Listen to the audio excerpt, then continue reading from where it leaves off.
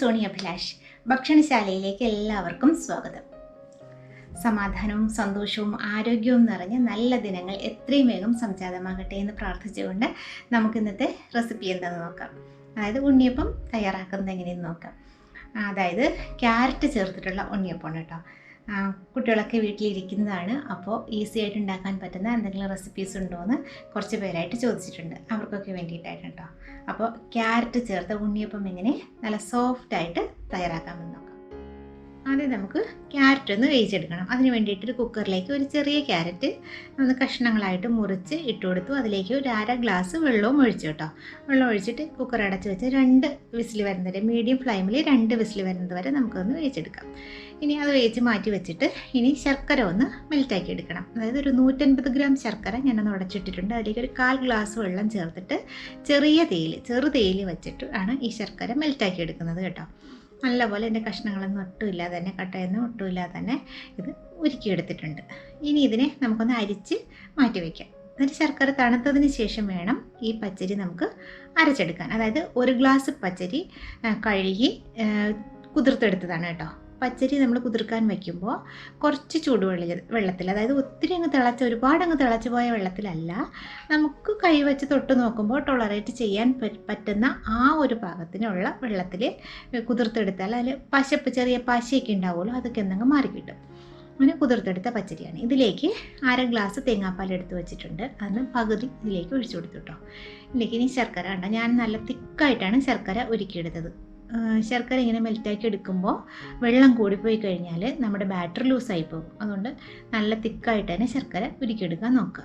ഇത് നന്നായിട്ട് അരച്ചെടുത്തു. നന്നായിട്ട് അരച്ചെന്ന് പറയുമ്പോൾ നമ്മുടെ ഇഡ്ഡലി മാവിൻ്റെയൊക്കെ ബാറ്ററിലെ ആ ഒരു പാകത്തിന് ചെറിയൊരു തരിയോടുകൂടി. ഇനി ഇതിൽ ആ മിക്സിയുടെ ജാറിലേക്ക് തന്നെ നമ്മൾ വേവിച്ച് വെച്ചിട്ടുള്ള ക്യാരറ്റും കൂടെ ഇട്ട് കൊടുക്കാം. ക്യാരറ്റും ഇതിലേക്ക് ഒരു പഴം കേട്ടോ. ഞാനിപ്പോൾ റോബസ്റ്റ പഴമാണ് എടുത്തിട്ടുള്ളത്. പാളയംകുടം പഴം കിട്ടുമെന്നുണ്ടെങ്കിൽ 2 എടുക്കാം കേട്ടോ. അതാണ് പാളയംകുടം പഴമാണ് നല്ലത്. അതിലേക്ക് നമ്മുടെ ഈ നേരത്തെ മാറ്റി വെച്ചിട്ടുണ്ടായിരുന്ന ശർക്കരയില്ലേ, ആ ഉരുക്കി വെച്ചിട്ടുള്ള ശർക്കരയും കൂടെ ചേർത്ത് ഇതിലേക്ക് ബാക്കി ഉണ്ടായിരുന്ന തേങ്ങാപ്പാലും കൂടെ ചേർത്തു. ഇനി നമുക്കതും കൂടെ ഒന്ന് അരച്ചെടുത്തിട്ട് വരാം. അതും കൂടെ ഇതുപോലെ നല്ല സ്മൂത്തായിട്ട് അരച്ചെടുത്ത് ഇതിലേക്ക് അങ്ങ് ചേർക്കാം. അരച്ച് വെച്ചിരുന്ന പച്ചരിയിലേക്ക് അങ്ങ് ചേർത്തു. കൊണ്ടോ, ക്യാരറ്റും പച്ചരിയും കൂടെ അരച്ചെടുത്തത് റെഡിയായി. ഇതുപോലെ അങ്ങ് മിക്സ് ചെയ്ത് കൊടുക്കാം. ഇനി നമുക്ക് ഏലക്കായും ചുക്കും കണ്ടോ, ഒരു 7 ഏലക്കായ കേട്ടോ. ചെറിയ ഏലക്കായാണ്, അതുകൊണ്ടാണ് 7 എടുത്തത്. അതിലേക്ക് ഒരു 1/4 ടീസ്പൂൺ ചെറിയ ജീരകം, ചെറിയ ജീരകമാണ് കേട്ടോ. ക്യുമിൻ സീഡ്സ് ആണ്, മറ്റേ നമ്മുടെ പെരുംജീരകം അല്ല, കുഞ്ഞു ജീരകം. ഇതിലേക്ക് ഒരു ചെറിയ കഷ്ണം ചുക്ക്, ഇതും കൂടെ ഒന്ന് വറുത്ത് പൊടിച്ച് എടുക്കാം. അപ്പോൾ ചുക്കും ഏലക്കായും ചെറിയ ജീരകവും കൂടെ വറുത്ത് പൊടിച്ചതും കൂടെ നമുക്ക് ഈ ബാറ്ററിലേക്ക് ചേർത്ത് നന്നായിട്ടങ്ങ് മിക്സ് ചെയ്ത് കൊടുക്കാം. ഇത് ഞാനൊരു 5 മുതൽ 6 മണിക്കൂർ വരെ റെസ്റ്റ് ചെയ്യാനായിട്ട് മാറ്റി വയ്ക്കും കേട്ടോ. ഇതിലേക്ക് 2 ടേബിൾ സ്പൂൺ ഗോതമ്പ് പൊടിയും കൂടി ചേർക്കുന്നുണ്ട്. ഗോതമ്പ് പൊടി ചേർക്കുന്ന എന്തിനെന്നാൽ നമ്മുടെ ഉണ്ണിയപ്പം നല്ല സോഫ്റ്റായിട്ട് കിട്ടും. ഗോതമ്പ് പൊടി ചേർത്ത് കഴിഞ്ഞാൽ അതിന് വേണ്ടിയിട്ടാണ് 2 ടേബിൾ സ്പൂൺ ആട്ടപ്പൊടിയും കൂടെ ചേർത്തത്. അതായത് 1 ഗ്ലാസ് പച്ചരിയുടെ അളവിനാണ് ഞാൻ ഈ ബാക്കിയുള്ള ഇൻഗ്രീഡിയൻസ് എല്ലാം പറയുന്നത് കേട്ടോ.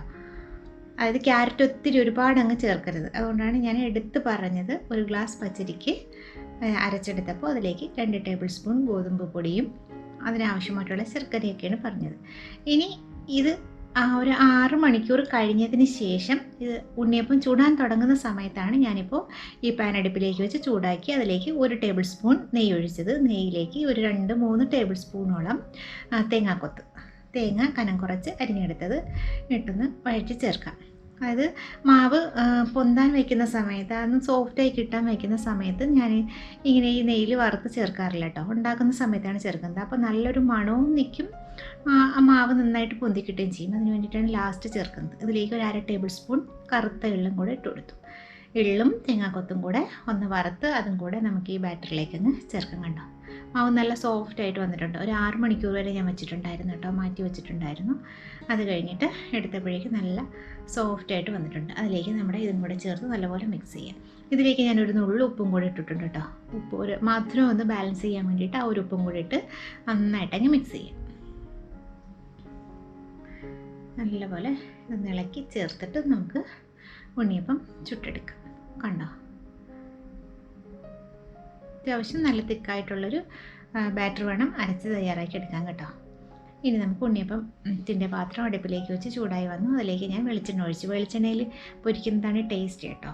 വെളിച്ചെണ്ണ ഉണ്ടെങ്കിൽ വെളിച്ചെണ്ണ എടുത്തോളൂ, ഇല്ലെങ്കിൽ ഏത് ഓയിലാണോ കയ്യിലുള്ളത് അതെടുക്കാം. ഇതിലേക്ക് നമുക്ക് കുറേശ്ശെ ഒഴിക്കാം. എണ്ണ ചൂടായതിന് ശേഷം അതിൻ്റെ ആ ഉണ്ണിയപ്പത്തിൻ്റെ ആ പാത്രത്തിൻ്റെ ആ ഒരു കുഴിയിൽ നിറഞ്ഞു പോകരുത്, അതിൻ്റെ ഒരു കുറച്ച് ഭാഗം വരുന്നതുവരെ ഒഴിക്കുക. അതായത് ഉണ്ണിയപ്പം ഇങ്ങനെ പൊങ്ങി വരും. ഒഴിച്ച് നമുക്ക് ഹൈ ഫ്ലെയിമിൽ വെച്ച് പൊരിക്കരുത് കേട്ടോ, മീഡിയം ടു ലോ ഫ്ലെയിമിൽ വെച്ചിട്ട് പൊരിച്ചെടുക്കാം. അല്ലെങ്കിൽ അതിൻ്റെ ഇൻസൈഡൊന്നും ഉള്ളിലൊന്നും വേഗത്തില്ല. അതുകൊണ്ടാണ് ചെറിയ തീയിൽ വെച്ചിട്ട് ചുട്ടെടുക്കണമെന്ന് പറയുന്നത്. അപ്പോൾ നമ്മുടെ ക്യാരറ്റ് ഉണ്ണിയപ്പം ഇങ്ങനെ തയ്യാറായി വരുന്നുണ്ട്. ക്യാരറ്റ് ഞാൻ പറഞ്ഞു, ഒരുപാട് ക്യാരറ്റ് ചേർത്ത് കഴിഞ്ഞാൽ ഇതിൻ്റെ ഉള്ളിൽ ഒട്ടിപ്പിടിക്കും. അതുകൊണ്ടാണ് ഞാൻ പറഞ്ഞത് കുറച്ച് ക്യാരറ്റ് മാത്രം ചേർക്കുക. രണ്ട് സൈഡും ഒന്ന് തിരിച്ചിട്ട് കൊടുക്കാം. ഒരു സൈഡിൽ നിന്ന് ആയി വരുമ്പോഴേക്ക് അത് കളറൊരു ചെറിയ ഗോൾഡൻ ഷെയ്ഡായി വരുമ്പോഴേക്ക് പതിയെ നമുക്കിതിനെ അങ്ങോട്ട് തിരിച്ചിട്ട് കൊടുക്കാം. കണ്ടോ, നല്ല സോഫ്റ്റാണ്. ആയിലിട്ട് അലിഞ്ഞു പോകാൻ പാകത്തിന് നല്ല സോഫ്റ്റ് ആയിട്ടുള്ള ഉണ്ണിയപ്പമാണ്. അതായത് ക്യാരറ്റും പഴവും പോരാത്തതിന് ഞങ്ങൾ 2 ടേബിൾ സ്പൂൺ ആട്ടപ്പൊടിയും കൂടി ചേർത്തില്ലേ, അതുകൊണ്ട് തന്നെ നല്ല സോഫ്റ്റ് ആയിട്ടുള്ള ക്യാരറ്റ് ഉണ്ണിയപ്പം ഇങ്ങനെ റെഡി ആയിട്ടുണ്ട് കേട്ടോ. അപ്പോൾ ഇനി ഉണ്ണിയപ്പം തയ്യാറാക്കുമ്പോൾ ഇതുപോലെ ക്യാരറ്റ് ഉണ്ണിയപ്പം തയ്യാറാക്കി നോക്കുമ്പോൾ കുട്ടികൾക്കൊക്കെ കൊടുക്കാൻ നല്ല ഹെൽത്തി ആയിട്ടുള്ളൊരു സ്നാക്കാണ് കേട്ടോ. അപ്പോൾ അടുത്തൊരു റെസിപ്പിയുമായിട്ട് നമുക്ക് വീണ്ടും കാണാം. നമ്മുടെ ക്യാരറ്റ് ഉണ്ണിയപ്പം എല്ലാം ഇങ്ങനെ റെഡിയായി വന്നത് കോരിയെടുക്കാം. എൻ്റെ ഒരു കഴുകി കളഞ്ഞിട്ടുണ്ടാകും. തൊട്ട് നോക്കുമ്പോൾ തന്നെ നല്ല സോഫ്റ്റാണ്. എല്ലാം തന്നെ പതിയെ എടുക്കാം. ഒക്കെ ആയി വന്നിട്ടുണ്ട് ഉണ്ടോ. അപ്പോൾ വായിലിട്ടാൽ അലിഞ്ഞു പോകും. നല്ല സോഫ്റ്റ് ഉണ്ണിയപ്പം റെഡി ആയിട്ടുണ്ട്.